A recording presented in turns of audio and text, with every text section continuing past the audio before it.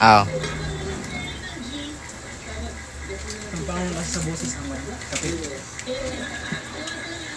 Okay, so lagi ko to guys. Aside from growing your own crops, isa rin sa highlight ng Mushroom.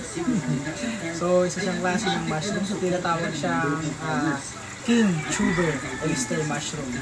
So nakikita siya sa mga tropical na mga area like Asia, available din sa Africa. So ito, edible siya, nakakain, pwedeng kainin. So mag-ingat lang kasi almost 20% lang sa number ng mga mushrooms ang edible.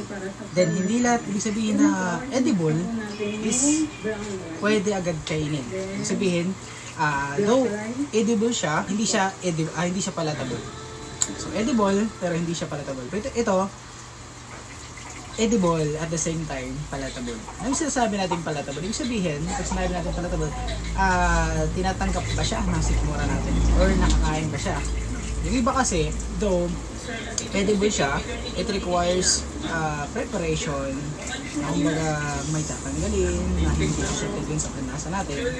So ganun, though edible siya. Ito, both edible and palatable.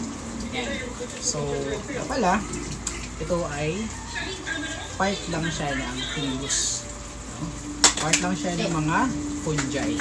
So, dyan, sa mga mahilig kumain ng reproductive system dyan, it is the reproductive part of the fungus. Yan.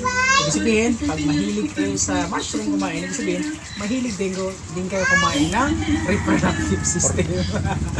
ano ba kinakain? No? Reproductive organ? No, hindi naman organ.